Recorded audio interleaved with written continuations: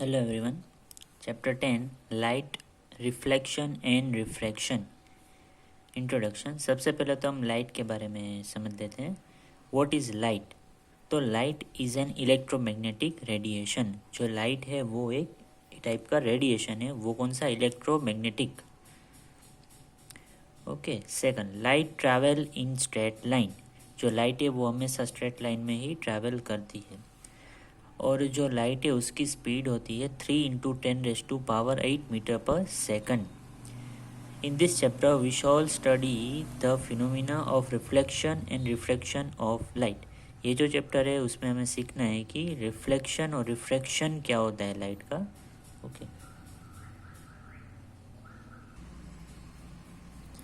Okay. Reflection of light. Reflection मतलब क्या? तो bouncing back of light rays after hitting any surface is called reflection of light.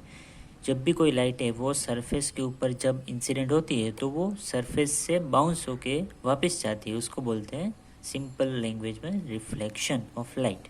अब ये diagram देखो, इसमें ये जो है वो इंसिडेंट रे, ये एक मिरर है। ओके।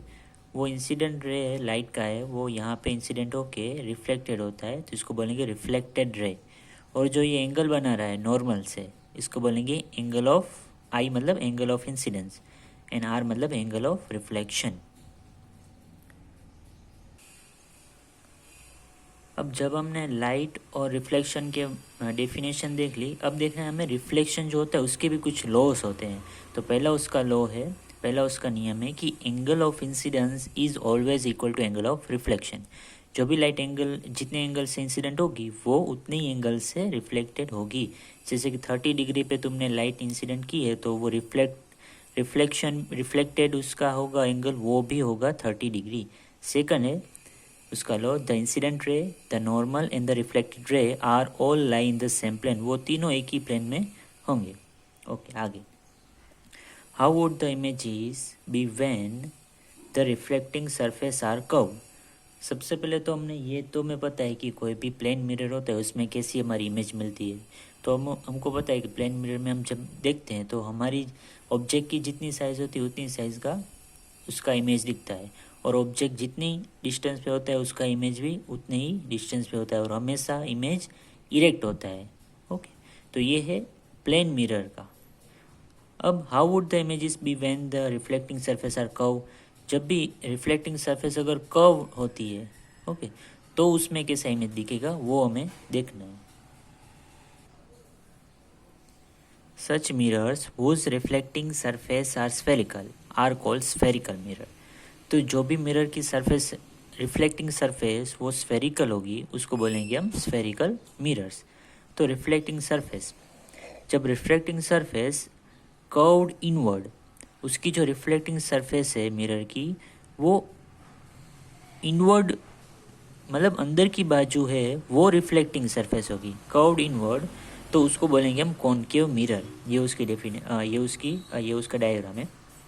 तो ये जो है ये जो कॉनकेव मिरर की डायग्राम है उसकी अंदर की सरफेस, इनवर्ड सरफेस वो रिफ्लेक्टिंग है, इसलिए ये मिरर को बोलेंगे कॉनकेव मिरर। उससे अपोजिट कर्व्ड आउटवर्ड उसको बोलेंगे कॉन्वेक्स मिरर। ये देखो, ये उसकी बाहर की सरफेस रिफ्लेक्टिंग है तो इसको बोलेंगे हम कॉन्वेक्स मिरर। तो स्फेरिकल मिरर के दो टाइप्स है, concave mirror and convex mirror. तो ये इसकी 1 मार्क्स में डेफिनेशन आ सकती है और इसका डिफरेंस भी आ सकता है 2 मार्क्स में। अब हमें देखना है कि ये जो हमने मिरर्स देखे स्फेरिकल मिरर्स, उसकी कुछ टर्म्स देखनी है। तो सबसे पहली टर्म है पोल, जिसको हम डिनोट करेंगे कैपिटल P लेटर से। तो centre of reflecting surface is called pole. ये जो दिख रहा है ये जो मिरर है उसका सेंटर उसको बोलेंगे पोल। उसके बाद है सेंटर ऑफ कर्वेचर। ये जो मिरर है वो पूरे एक स्फीयर से बनते हैं। Okay. Spherical mirror forms a part of a sphere and it has a centre. वो स्फीयर का जो सेंटर होता है उसको बोलेंगे centre of curvature. This point is called centre of curvature, जिसको डिनोट करेंगे कैपिटल लेटर C से। ये जो सेंटर ऑफ कर्वेचर है वो कॉन्वेक्स मिरर में बिहाइंड द मिरर, पीछे मिलता है हमें। It light behind the mirror in the case of convex mirror. दूसरी टर्म है उसकी रेडियस ऑफ कर्वेचर, जिसको हम कैपिटल आर से डिनोट करेंगे। तो radius of the sphere is called radius of curvature. वो स्फीयर की जो रेडियस होगी उसको बोलेंगे रेडियस ऑफ कर्वेचर। कौन सा स्फीयर? जो स्फीयर को कट करके हमने दोनों मिरर बनाए हैं वो। और ये पोल में से जो ये लाइन पास हो रही इमेजिनरी लाइन, उसको बोलेंगे प्रिंसिपल एक्सिस।